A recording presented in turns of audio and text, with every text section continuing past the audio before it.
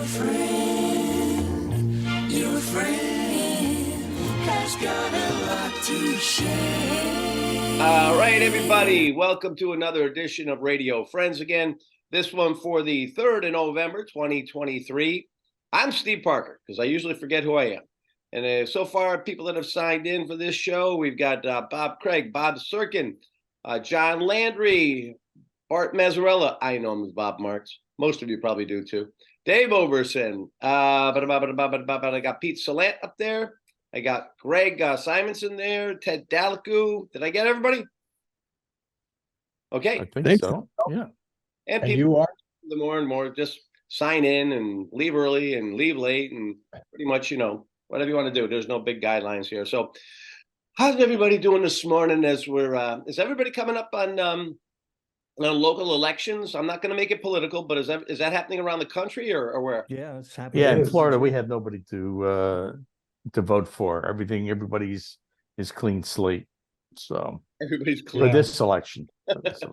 We only What's had that? a local city election for Venice, but not anything in this area. No regional elections. But it's it's interesting because there was an article in the business section this morning in the paper in the Sarasota Herald Tribune about Beasley Broadcasting, which is based in Naples, Florida, and in the third quarter they lost $67.2 million How do you do from that? their 59 radio AM and FM radio stations in major and large markets around the country, which makes us question once again what direction radio broadcasting is actually going in, where this I can tell you where it's going, Ted. Right down the tubes. right down the chute, right? Apparently, I mean, how do you lose $67.2 million in a quarter?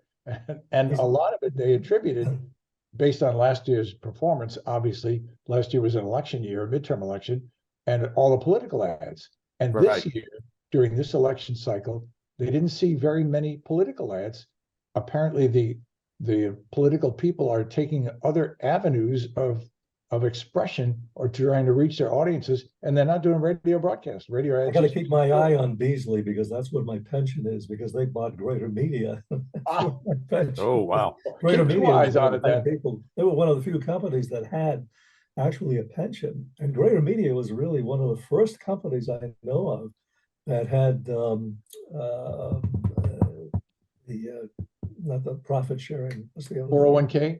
401ks, yeah, back around 1980. So they were really a really good company to work for at that time. But Odyssey is like 42 cents a share now. They came up from 2 cents a share to 42 cents a share. And Wow. my God, it's just a screw up. They obviously got greedy. Everybody was buying radio stations, a lot of them at the wrong time. 10 years ago was not a good time to buy a radio station. And it has gone downhill ever since. Yeah, well, I think most people the advertisers are probably using Facebook and the other social media networks to advertise Social as opposed media to stuff, TV. right? Yeah. Sure. But the radio stations are all into that right now. I've got at WTIC, we have people that buy WTIC without buying broadcast. I mean, the digital is gigantic.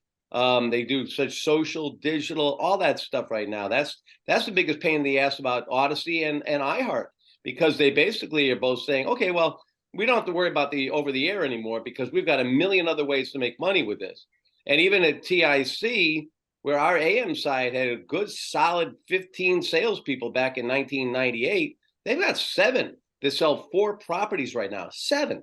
But they also they talk about deals that they're making that are $500,000 and $1 million deals, and local people are making those deals. So let me jump in here because I think I know a little bit about this topic, and I just just got into my internet's down, so I'm on my phone. The 2 areas I didn't hear mentioned, maybe did mention already, that were the dominant advertising platforms today are search, which continues to dominate. As a matter of fact, Google is being sued by DuckDuckDuck, whatever it is, because they don't like the fact that they have 99% share. And YouTube. YouTube is bigger than anything. YouTube is where this is on YouTube. YouTube is where everybody's advertising. That's where the money is. And I know this because my son's a partner in an advertising agency, and that's what they do. And you can't beat the pre-roll. no matter what. If you go onto a YouTube and it's getting enough hits, and that's what a lot of people are finding out. These people that put up, dogs that can, lick the back of their heads or whatever. They've got if you all of a sudden have something like that and you're getting 3 million views, YouTube's looking for you to run ads. Yeah, That's I huge. was we did Ralph and Friends years ago, and we put the show on Vimeo in the beginning because YouTube wouldn't take an hour show. And then we went to do an hour show and we were able to do that on YouTube. I'm watching it. All of a sudden, in the middle of the whole thing, a commercial comes up. And it's, it just bloop, pours right in there. There and it I'm is. going, yeah. And I go, what the hell is this? This is we didn't ask for advertising and that. And But you got it.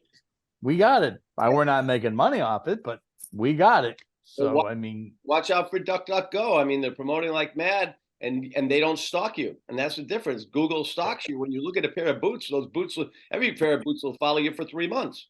But DuckDuckGo doesn't do that. So a lot of people are kind of putting their toes in there, as it were, but because they're so sick and tired. I mean, it's. But the point is well taken, though. The money is not going into radio. No. Radio's not growing as a medium for an advertising medium. That's just the fact of life. That's why. Ron, is there anything that radio can do? That's why, if you don't want to buy it, I mean, I'm hearing digital campaigns that are awesome. Right now, Ron, believe it or not, Mark Mitchell and his company have never come anywhere near what they're spending on Odyssey right now. It's absolutely. I believe it.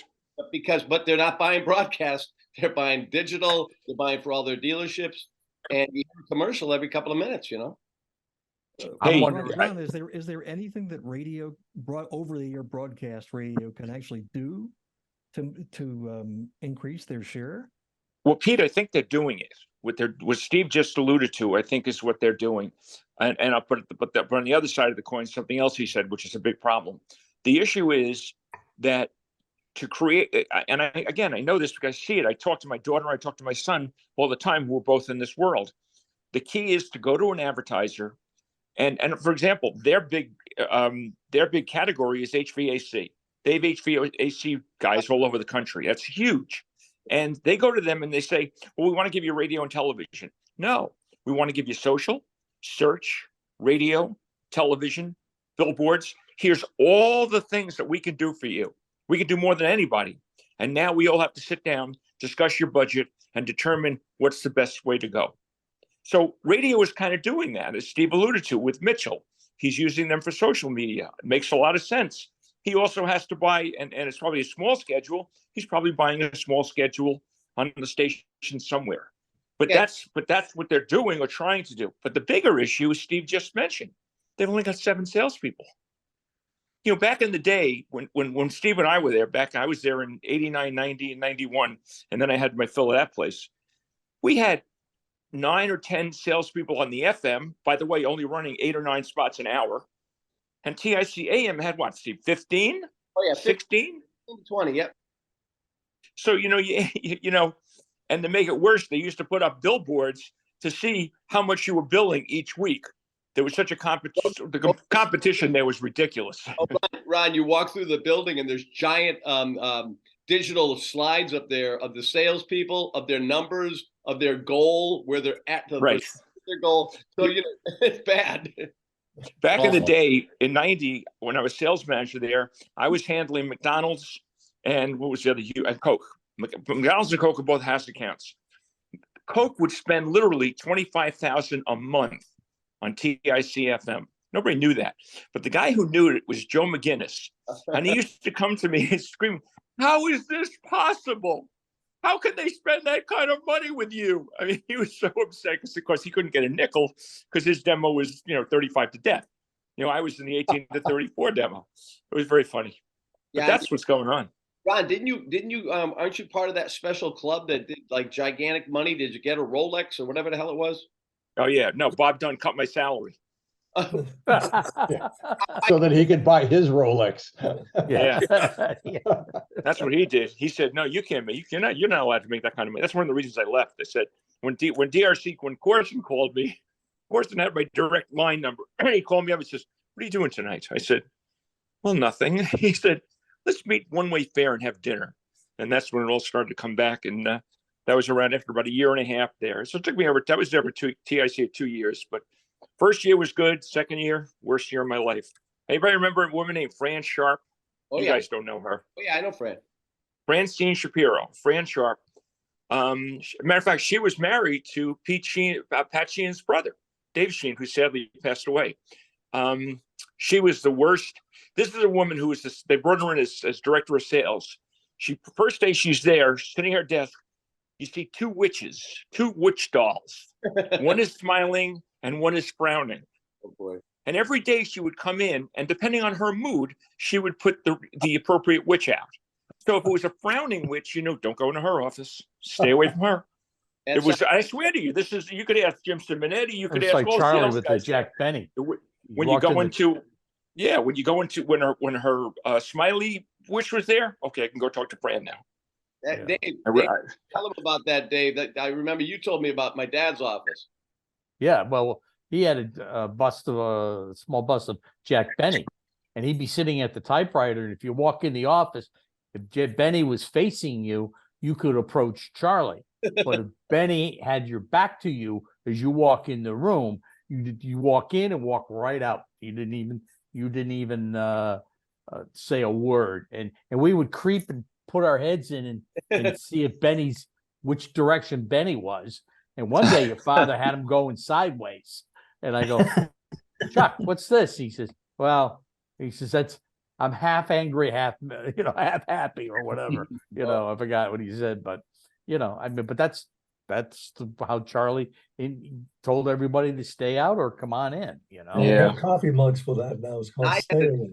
I had to deal with him as his son. I'd go over into the bathroom and he'd be shaving, and I'd ask him something. He'd look into the mirror and say, "Hang on a sec," and then go, "Yeah, what's going on?" And then I'd start talking to him. We'd look back in the mirror and say, "Just 1 minute." Yeah, go ahead, Stephen.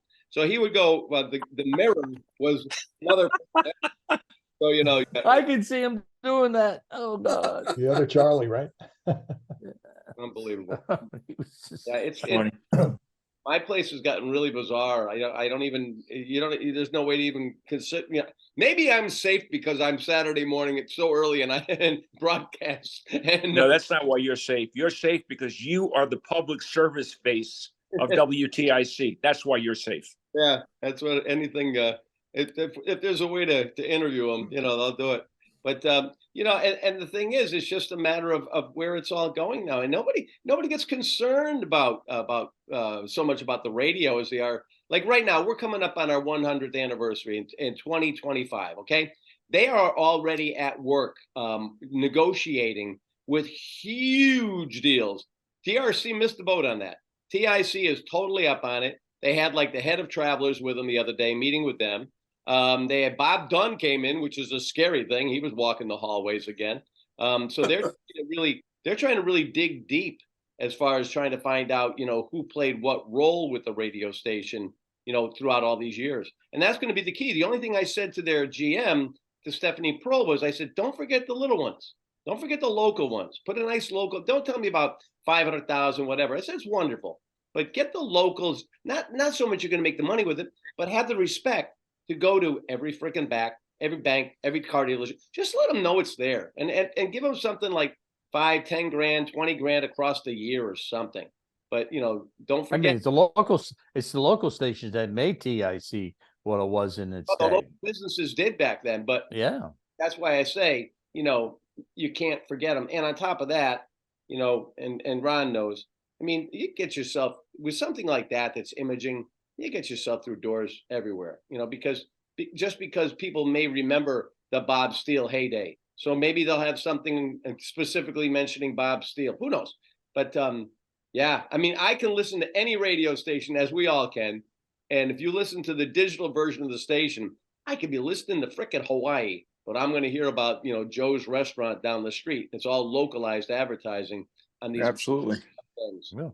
Steve, I'd like to know if the city of Hartford gets involved in any of this, since WTIC was a landmark right there in Constitution Plaza. I'm just wondering. No, they probably don't know what the call letters stand for, and I mean that without laughing.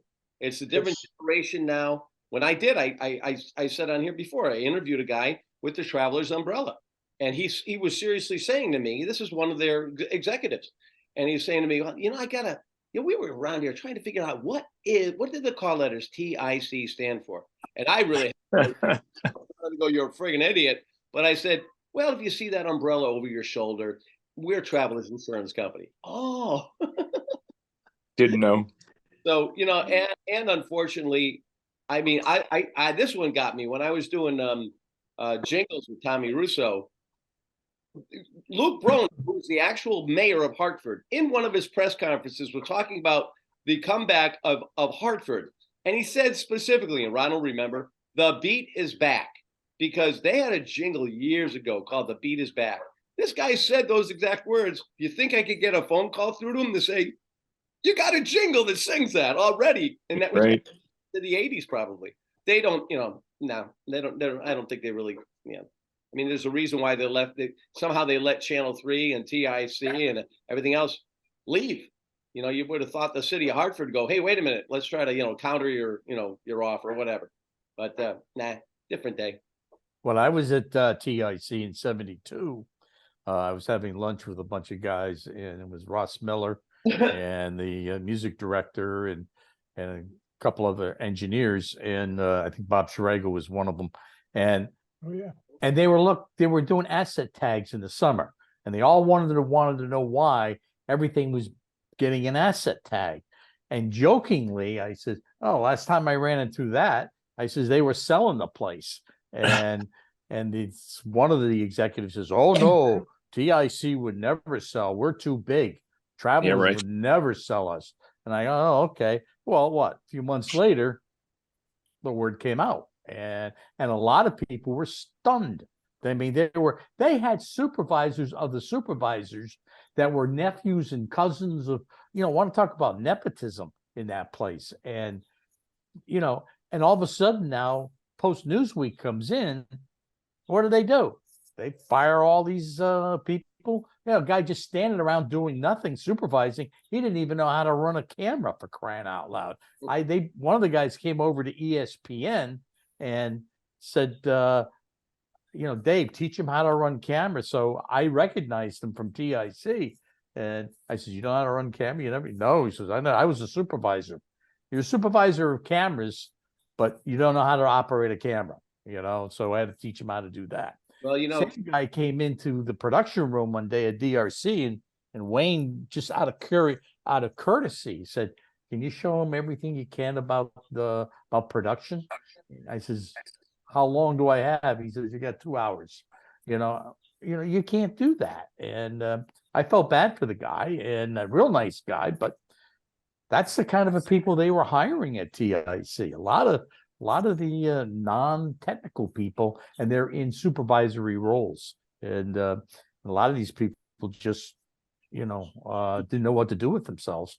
Steve Myers, God bless him, wound up going over to ESPN, and then he hired all the techs over at ESPN, including myself. So, I mean, he was lucky, but there were quite a few people there that but left. They lived in that world. I mean, you walk in there. I remember, I don't remember, I think may have been Bob Dunn. They had Chase had a phone, I think it was Radius. He had a phone system that he was selling, a cell phone thing. It was Radius, that's right. Radius. And he was buying POP even to promote it. And and it was my account, and they wanted to meet with me. And I'm pretty sure it was Bob Dunn. And I went up to his, office, I think, Bob Dunn still thinks he runs the place. But I think he said, closes the door. He says, "So what really happened to your father at WDRC?" That was one question. And I'm his Radius rep at WPOP. But it was a whole different world. And they were so full of shit.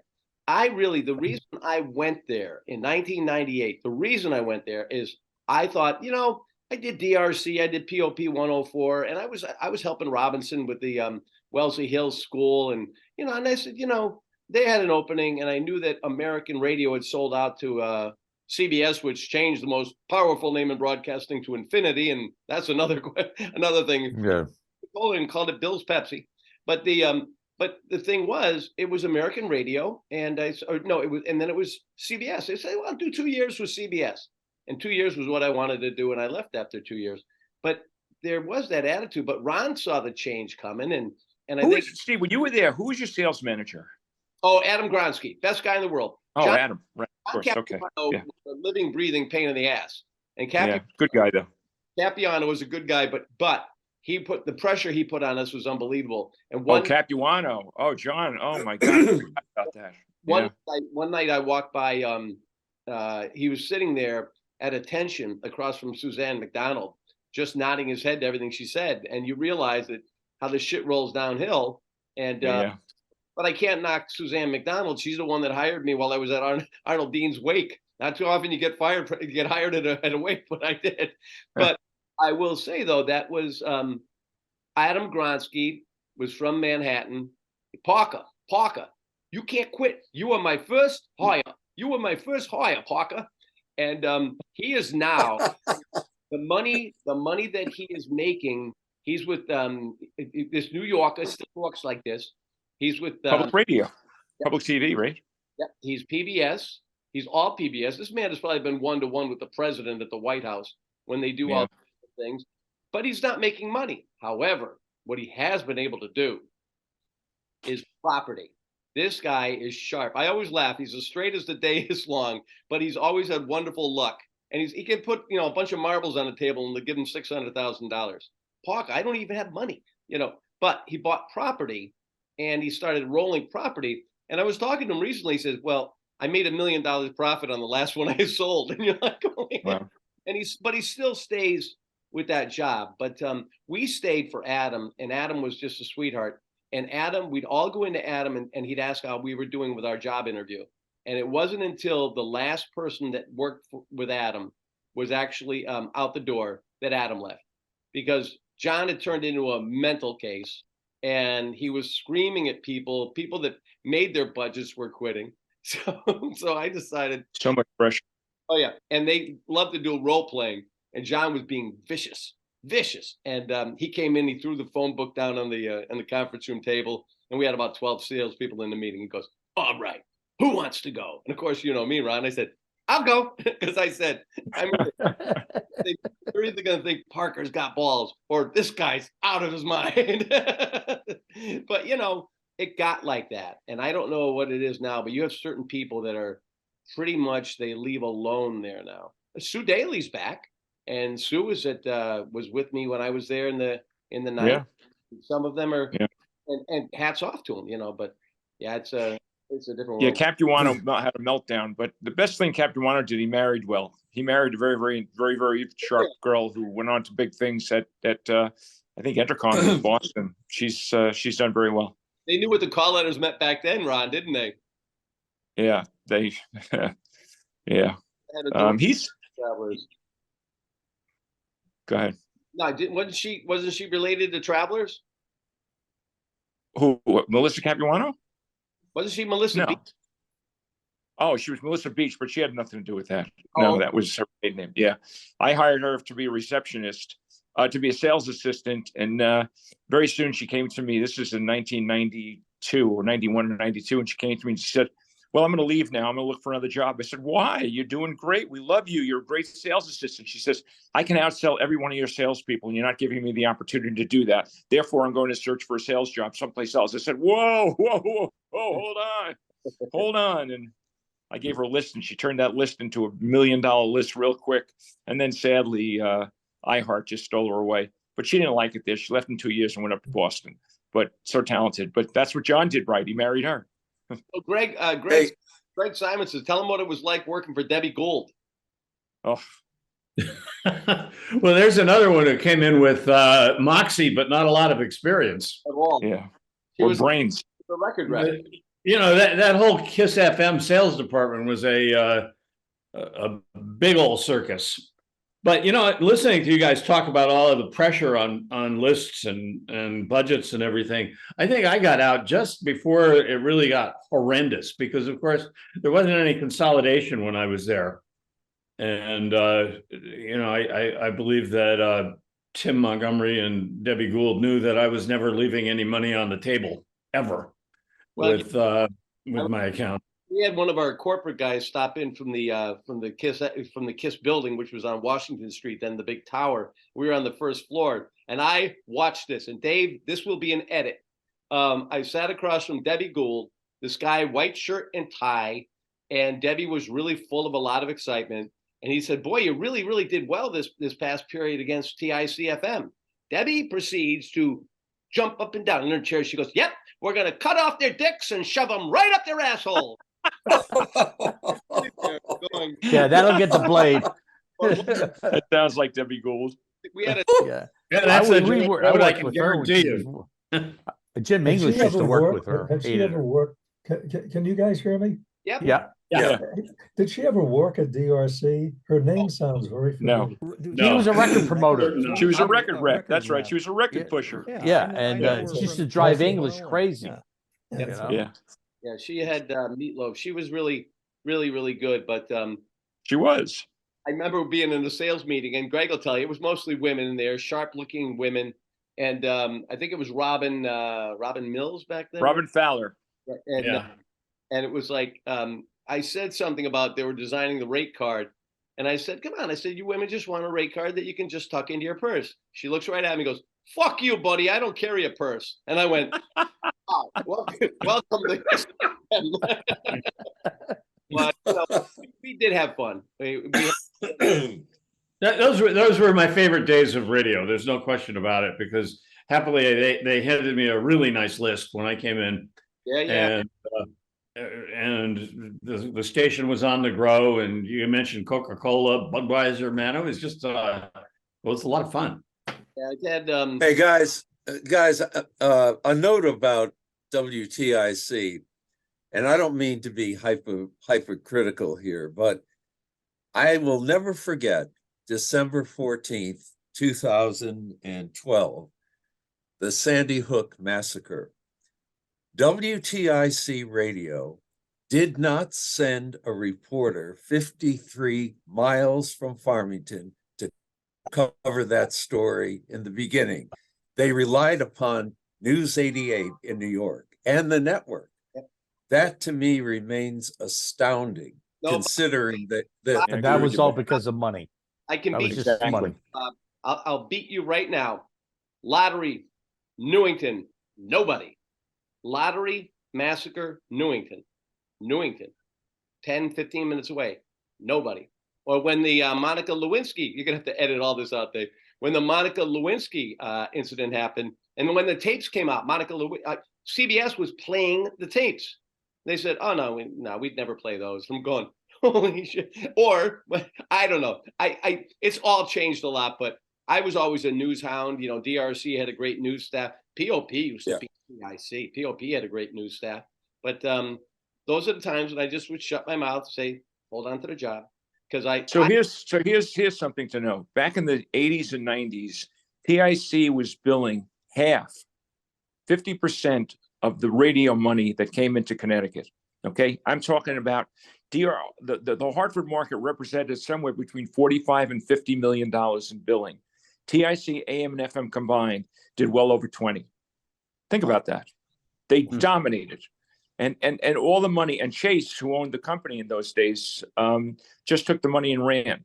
But that all changed, and somebody said, maybe it was Dave said, it's all about the money.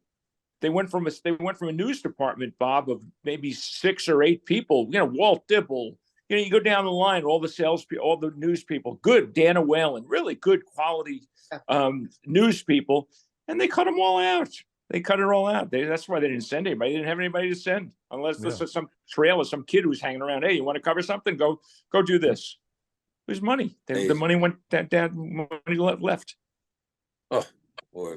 They're talking about doing something on the Saturday morning show right now, where I would be out on location, and it was a client that really, really, really wants to have the Saturday morning show there, and I just got off the phone with the reps right now, and I said, maybe once a month, maybe once a quarter. I said, but I'm not going to sit anywhere and have a client. Same client sent me a text one time and said something to the effect, I probably said it here before.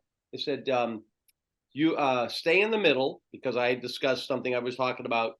I don't know, something about coming out of the closet or something. My job is to do stuff on Saturday morning that nobody else talks about.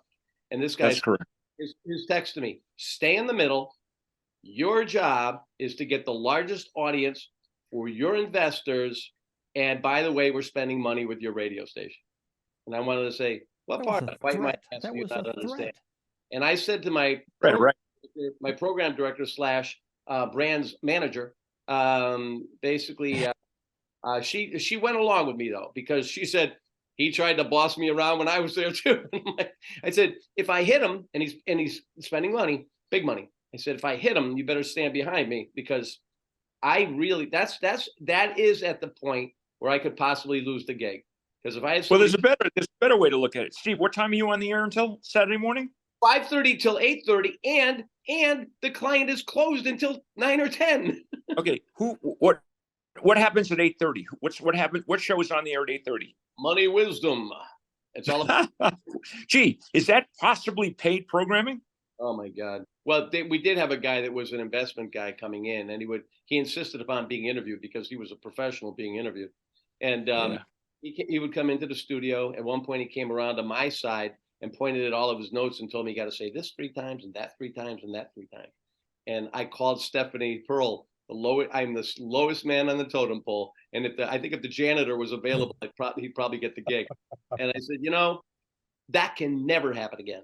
I said, that man cannot come in here, cannot talk to anybody who's on the air that way. That can never happen again. And it came back. You don't give yourself enough credit, first of all. I'm telling you that the reason they love you and the reason you would never get let go is because of all the public service. You bring in the Iwo Jima guy, 3 times a month? You bring in all these people, the Humane Society, all these charitable organizations, which is public service, PSAs. You do that better than anybody. That's why you're there 3 hours on Saturdays. He learned all that Document from that. Brad Davis.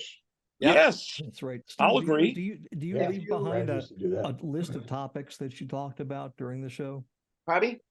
Do you leave behind a list of topics that you talked about during your show? I try not to. Okay, because that's the only way it's going to count for them as public affairs. Oh, is no, if there's- believe me, they know. They hired me initially because Ray Dunaway wanted to get a Saturday off every month, and the Saturday they picked was United Way with Community Connections that goes now goes 7:30 to 8:30. That's why they wanted that community commitment. And they said, you're the community guy. They knew that I'd done enough of that. And they said, I was told every time I try for a job, we hired you for what you do. We're not doing it anywhere else. And I really won't change. And I said a long time ago, they wanted me to go in with Brad. And I love Brad. My dad hired him. I love Brad. He was a member of the family until they said, are you a conservative? And they wanted me to do, I said, geez, I want to dress for Betting Barn and even off the air. So do you think that I'm really a conservative? And that was the point. I said, no. I said, and I still, in many ways, because I love Brad, I regret that. But on the other hand, I knew John Fuller well enough to not trust him. And if I didn't play his game, I knew that I would be gone and I'd never get back in anywhere.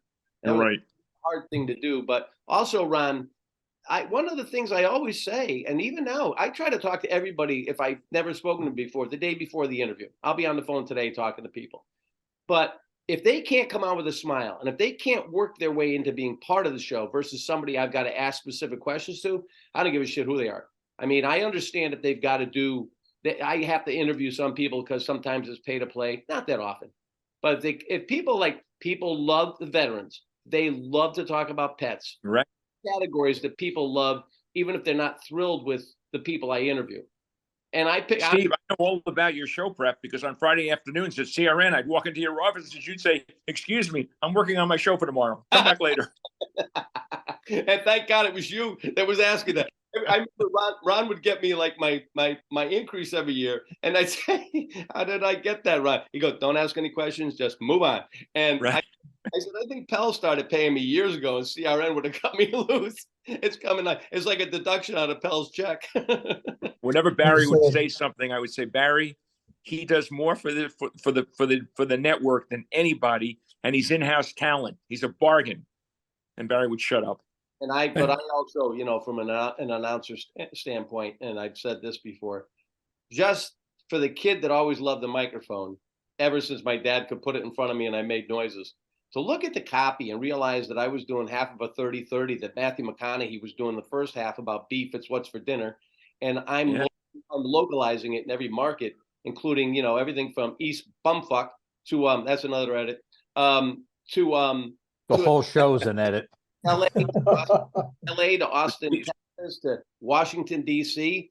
And at one point, I stopped and I said to the producer, "If I ever heard my voice come out of a radio station in Washington D.C., I have to jump." That was just for you to know. The guys are there tuned. Just for everybody to know, that was CRN had the beef. What's for dinner radio account. They did TV and radio, obviously. And Matthew McConaughey, you may remember, was a big spokesperson. So we did a lot of 30-30. I think Barry Berman and Dick Holt started 30-30 radio. And we do the first 30 would be the corporate identity, Matthew McConaughey, and the back 30 would be, you know, what's on sale this week, what kind of, you know, deals like that. And that's what Steve would do. That's what I found out. I also did something for a tourism bureau or something. And I found out it was Lancaster and not Lancaster. I got my ass reamed for that one. Lancaster, Pennsylvania. That wasn't good at all. But you know, there are two things. There are two things that I've noticed when you are working for a station, and there are two items where you know they're in trouble financially or going down the tubes. One, the first thing is when they automate the all-night show, right? That's number one. Yeah. And secondly is when they start adding the infomercials. That's the other one. And the you know there's some problem there. Boner pills are a big thing. There's boner pills. Now they have razors where you can shave underneath your, well, that's another edit. That's a huge category. You're right. Grooming, male grooming. And it's huge. And where there was a time where you really couldn't do it. I mean, I some of the things they say, and I have people that are like in their 70s, 80s, and 90s going, "Steve, how are they doing that?" And I go, "I don't know. I just don't ask questions." And sometimes I think of who's on hold, and I'm going, "Oh shit, they're listening to this on hold." That's the younger end of your demo too. You mentioned John Fuller and this. I did studio recordings for him, you know, on air stuff for a while towards the end of when I was deciding whether or not to keep working.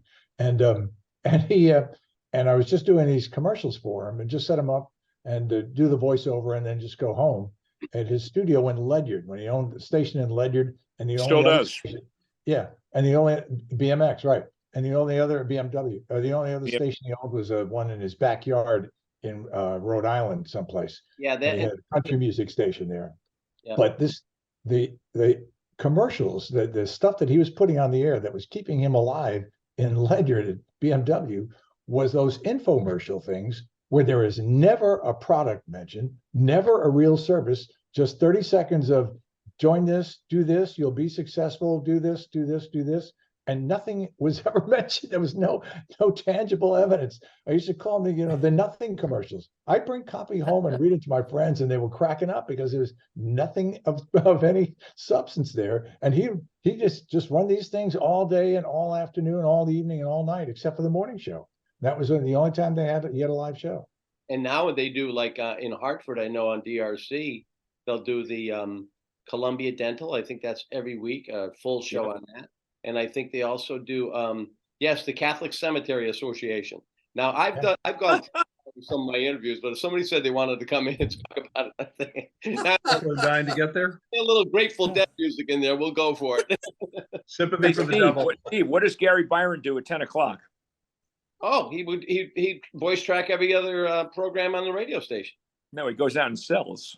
Oh yeah, no, he does. In fact, the funny thing was when Fuller was asking me, he really wanted somebody Republican. However, and Gary's a former Republican state local rep from Newington, and Dave will tell you, when Gary lost that gig, he was borderline. I think Dave and I literally may have saved his life. He was not in a very dark place, and so I told John Fuller about him, and John had him in the interview as a rep. He said, Steve, have him call me right now. I only have 4 reps. He scared most of them away.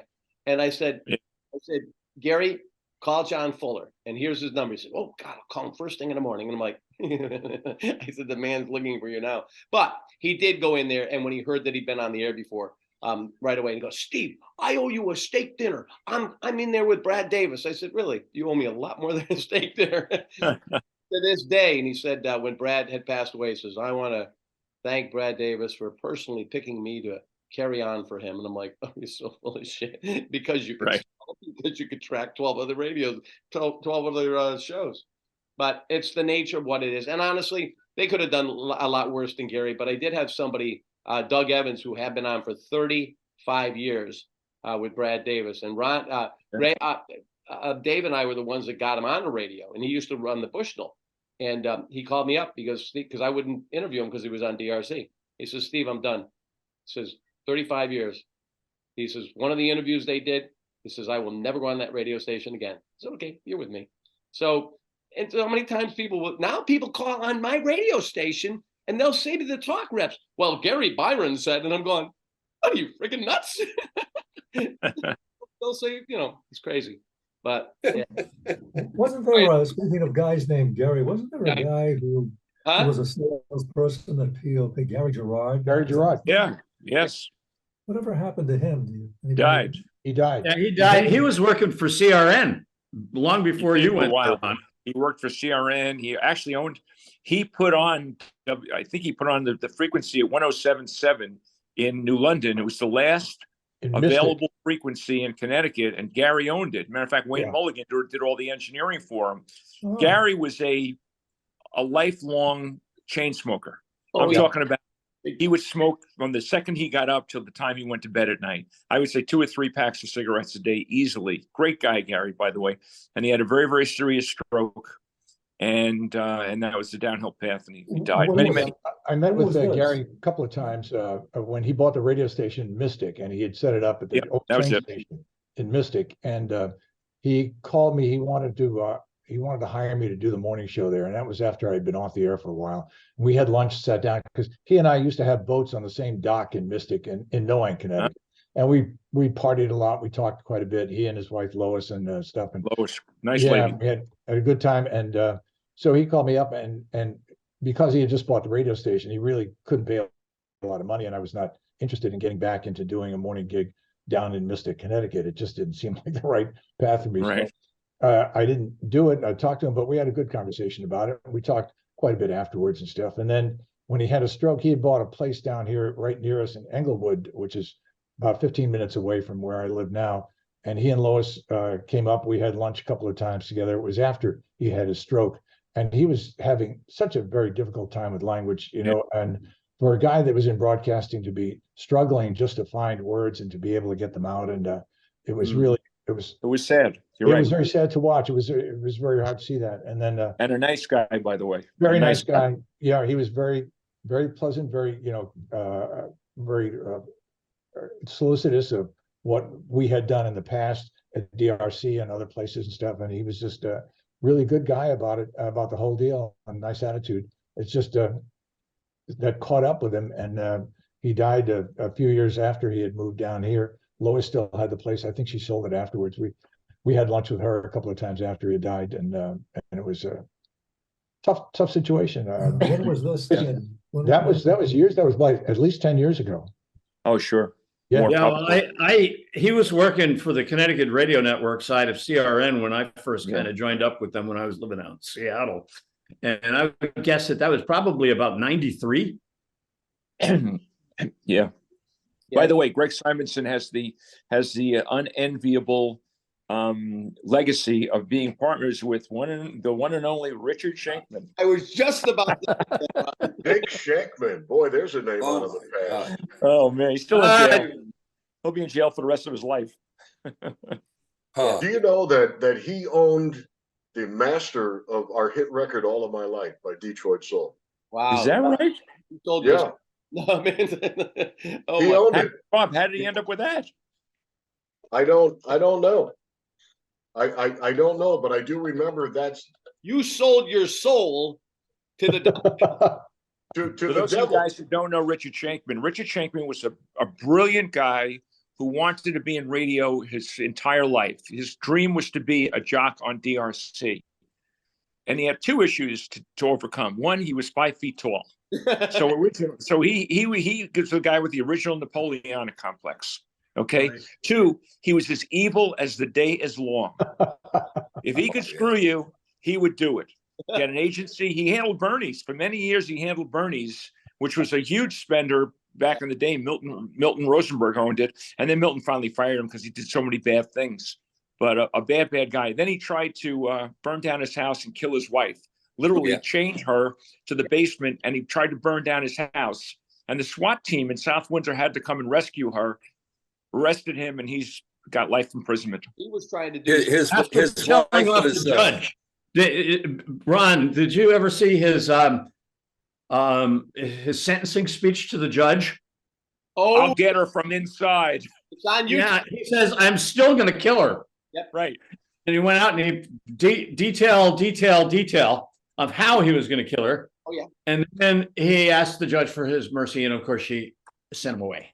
Well, I'll tell you something. He tried suicide by cop. I think my nephew was one of the guys in the SWAT team, and they wouldn't do it. And then he tried to convince the powers that be that he was crazy, so he could go to an institution. They didn't think he was crazy, and that really disappointed him.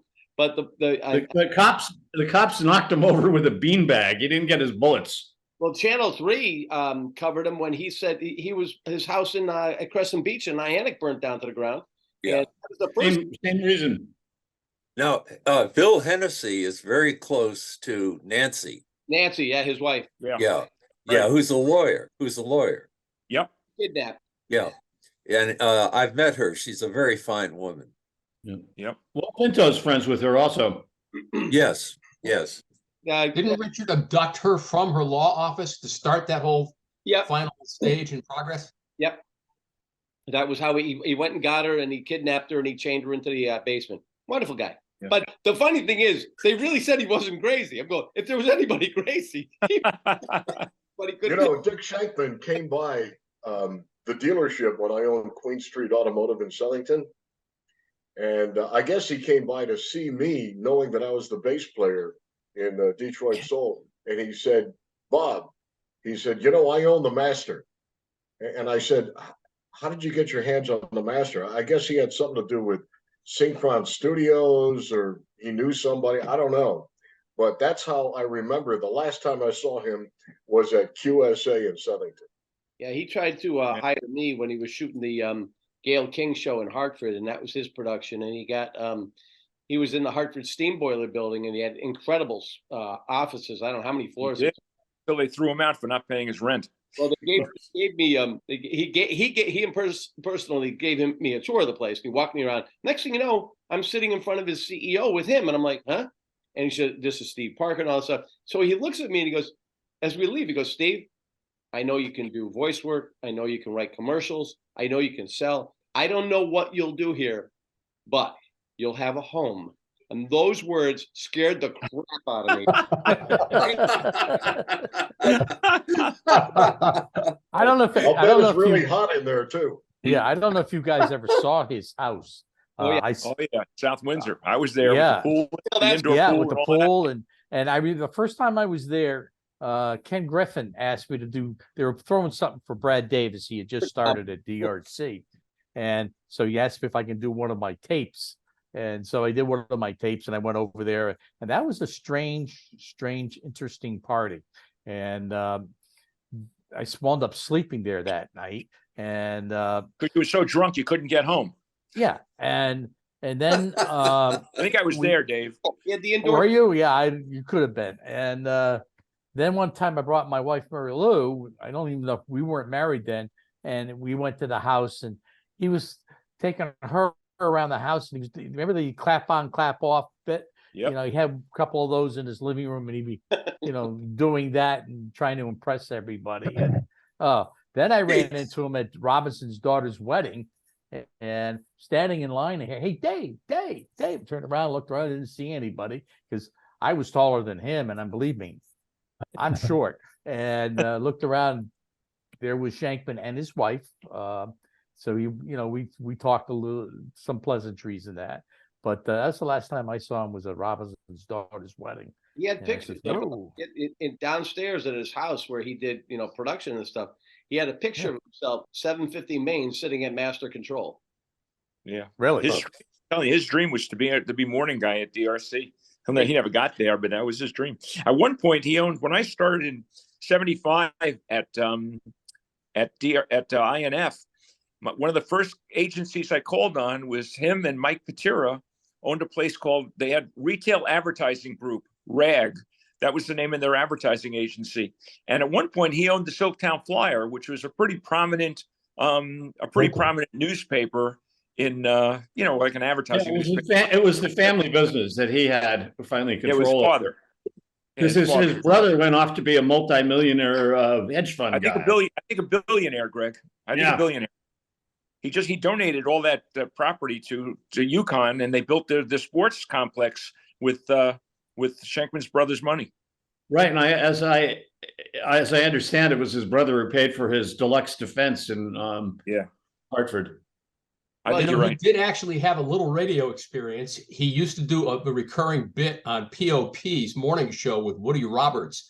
Now, Woody left POP in January of '68, so it was probably in '67, and he was billed as Cousin Richie, and he would report on all the high school news, sports news and student council and whatnot.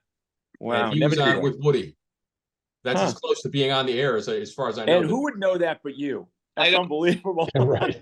Everyone knows. Hey, Ed, I'm thinking, Ed, while I have you here, that recording with my dad, that might be fun to put up on the Charlie link on obg.com.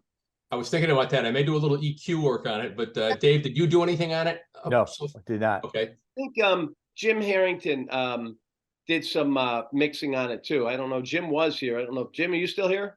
Yeah, I'm here. You mixed. I just it was noisy. Yep. So I ran it through some filters and took some of the noise away on the copy you have. Could send me a link to it. I would love to see it. Okay, Hear it. I'll do it right now. Yeah, Steve, that recording brought out comments from a lot of guys that we haven't heard from in a while. That was just incredible. Bill St. James, Billy made a nice comment. Yeah.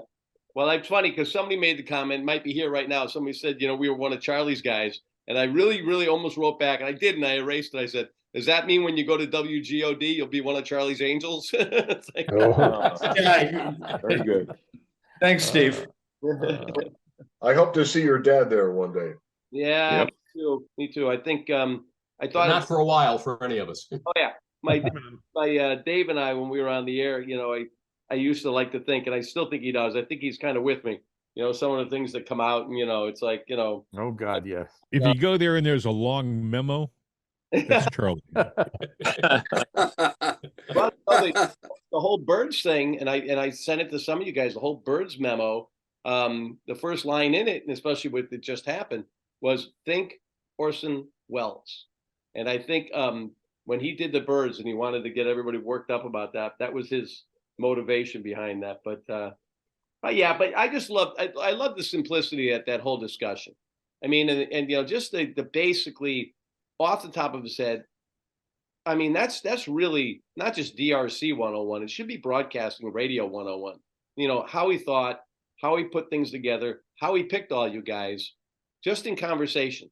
And of course, the history of the station in less than 5 minutes, just amazing. And then somebody sent me, I think, Ed, didn't you send me that thing for the 5th anniversary for TIC? And it was out of the Holyoke newspaper. Yep.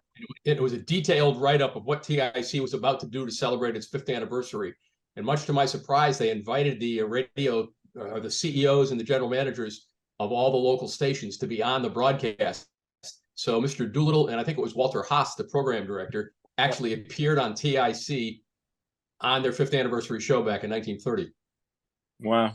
But something, the way they all got along back then, I actually had the honor of giving Ross Miller, a ride home one time because I was in Hartford getting my hair cut, and he was outdoors. The one thing I always loved about TIC was they never let Ross go. Ross still came in, and I wish that my dad had been treated that way. Ross would come in and do his, he'd bring his albums and do his, radio show, and I gave him a ride home. I guess his wife forgot to pick him up or something, but he told me the greatest story, and I can the guys had so much fun. But if you look at right now, what Bob Bittens from HCN made the Howard Stern take to get him hired in Detroit, to get him out of Hartford. And Bob Bittens told me that shortly before he passed away. He said, I made his tape because they were competitors and he wanted them out of there. But speaking of which, back then with WHAY, and you get a kick out of this, Bob, my dad was on one phone and Ross was on another phone, and they had called the guy that was on the air at HAY while he was on the air live, and they were trying to give him a job offer at another station, but they kept purposely interrupting the phone call, so we never heard the call letters or what the station was. But it was just those guys having fun back then. And I went to his funeral, and unfortunately, I just gotten off the air, so I was able to, kind of run in at the very end, but nobody was really surprised that I was late. But as he's walking out, as they were taking the coffin out, and I said to his wife, I said, "Yep, he's with my dad now." She goes, "Yep, and with your mom too." So that family and our family went back, and I know more than once they did try to hire him to go to TIC, but his allegiance was always Big D.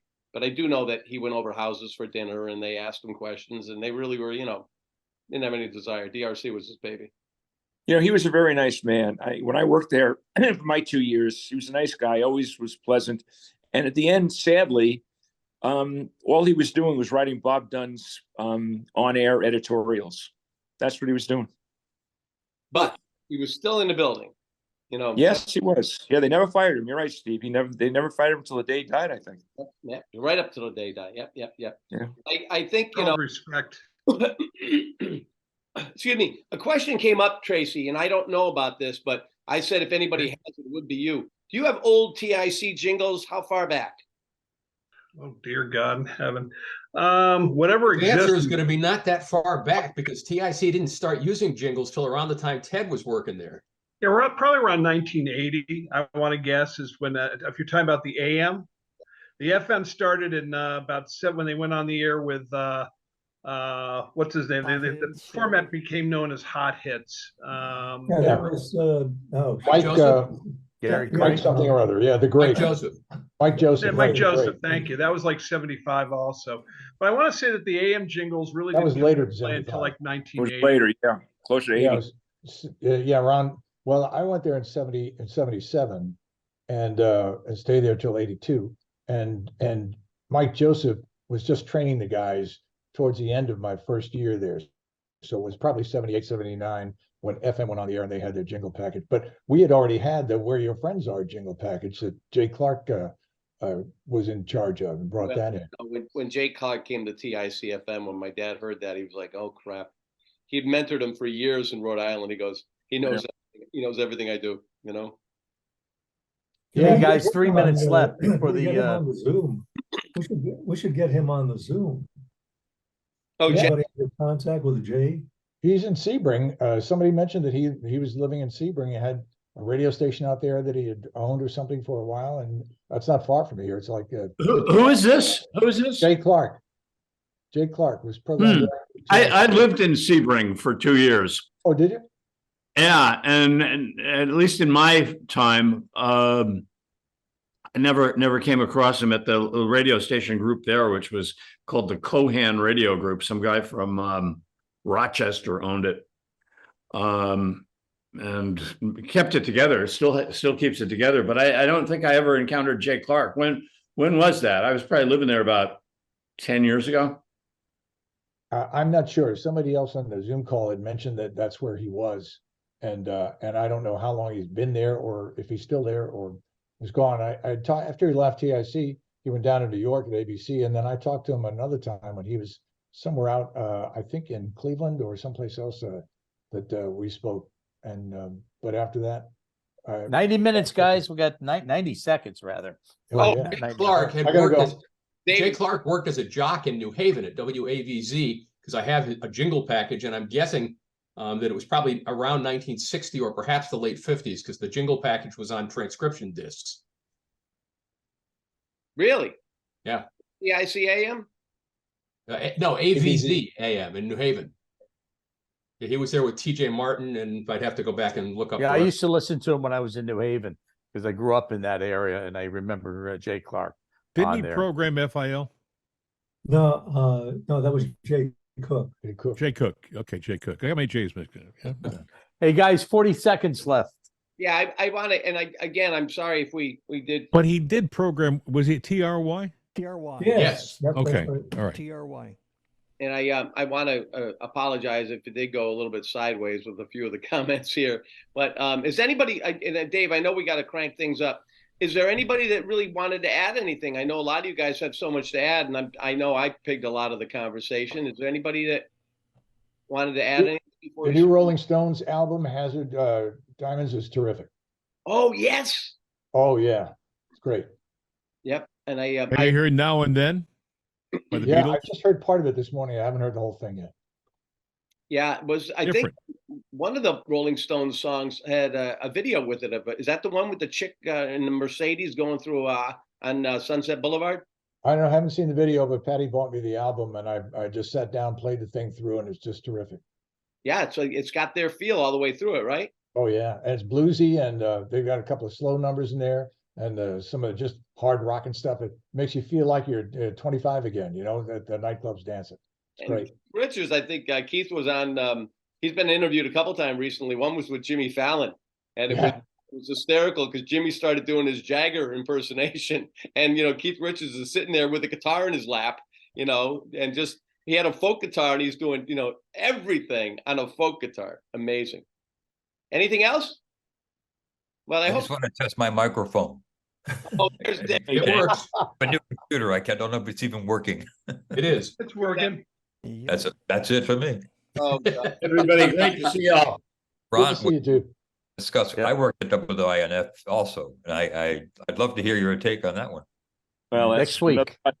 another topic for another day. But I spent a year there, my first year in radio, and it was quite interesting. It was owned by a guy named Bob Charnas, but another topic for another day. Well, let's do that then. We'll get together hopefully on the.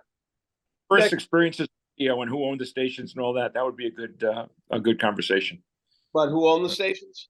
Well, I mean, our first experience, all of us, our first experiences in radio and how we got started and whatnot. I think that would I be don't a think good. I've ever known anybody who worked at INF. I think we touched a little Bob bit, Frank- but boy, every time I read stuff from you guys and hear about some of these huge names and where they came from, and a lot of connections to New Haven. I mean, Bob Crick's still there. Bob, Rivers. did you work at INF? Bob Rivers. Who? Bob Bob Rivers. Crick working Yeah, at I'm INF. here. Yeah. I'm here. Did No. you work at WINF? No. The only ICH. connection the only connection that I had to WINF was what was his name? Jeff Jacobs. oh Oh, God, I got to know him a little bit. The British Bad guy. Bad He's guy. a guy. What he had a Sinatra show on there once a day or something. They I were can all tell you worked there. chapter and verse on that. He was not a great guy. yeah. Jeff Well, Jacobs. and also, guys, I really think this Radio Hall of Fame is doable. And John Ellsworth was going to be with us again this morning, but that discussion is going to go on, and I think we have to realistically think about, maybe doing something, maybe in a year or less than a year. But I think there's a possibility of at least starting something like that, and who knows where it can go from there. I think that'd be really cool. Okay, guys, I'm Okay. done. All right. Steve, don't go away, Steve. Thanks, guys. Thank you. See you all next week. I'll be in Florida. I'll see you from Florida. Oh, good for you, Tracy. And please feel free, guys, to add ideas during the week or say something. I like that. We'll go back and talk about the very first experiences. That would be very cool, including That'll be fun. including my first time on the air when Tim Montgomery said, "Steve, how's the job going?" And I was selling with Greg. I said, "It really sucks." And as a matter of fact, he got an overnight position I want. He goes, "Part-time overnight?" I said, "Yep, minimum wage." But Debbie said, "You have to sell, you have to go on the air." I said, "Going on the air." So it's like, Hey, be prepared to do a lot of editing on that show. well, And I could tell you about Aldo Di Domenicis saying Oh, that'll be saying Save Junior, this stuff for take- next take week, out guys. okay. Junior, take out the newspapers. Well, let me do this anyways. At least make sure I'm supposed to be doing here to get out of here. But thanks a lot, guys. And yeah, we'll do that. Uh-oh, you guys there? Yeah, I'm here. Steve, don't go away. Okay, I lost. see you. Okay, guys, thanks a lot. Have a good week, everybody. See Yeah. you next week. Yeah. See you later. Bye-bye. Yeah. All right, Steve. Yeah, Dave, I just waved the wrong finger here. Hang on a second. Oh, crap. All right. Oh, boy. My screen was blank and it just says, Yeah, everybody's signing off. Okay, now it's just you and I think. yeah, but I can't get the picture. You can't see me, can you? I see you fine. Yeah, but I need to get back to that so I can stop the recording. Shit. How did I do this? Well, just let it go. Just let it go. I just want this show here I got too many edits to do, Okay. and I'm going to send it out to everybody as is. Okay. But I'm not putting it on YouTube. Okay. Okay, and do that. That'll make it easier. You should get that by the end of the day. All Okay. right. Yeah, don't leave me yet. I got to see if I can No, stop. I want. Shane, stop this crazy thing. Yeah, here we go. Okay, there we are. Okay. All right, Dave. Hopefully this will be an easy one to get together. And send it out the way it is. I don't care. As long as we're not putting it out there for everybody. Yeah, I'm not going to put it on YouTube, and I may have to put it on YouTube just to get the URL number so I can send it to everybody. Then I'll delete it from YouTube. Well, I hope So, I took a lot of time up on this one, and I apologize, but there were too many things I was connected no, to. no, it was good, but it's the topic and the subject, and we're yeah. talking about Shankman, and Yeah, which is good conversation. stuff. But I'm going, no, that's got to go. No, that's got to go. That's got to go. That's got to go. Then you're telling me what's got to go. What we'll do on this, Dave, is maybe we'll even title this one "For Your Ears Only" or "For Your Eyes Only." But whatever, please Your keep ears, yeah. There's this, for your ears only. I think that'd be good. Yeah. Then we'll just tell people, guys, this one we really go over the top on some things, so it will not be up on YouTube, but enjoy or something like that. What I can put on YouTube is the opening, and then just do the closing. Just the open and you put the open on there. Hi, everybody, welcome. Here's who we got. Blah blah blah blah. Hey, goodbye, everybody. See you next week. Your friend has got a lot to share.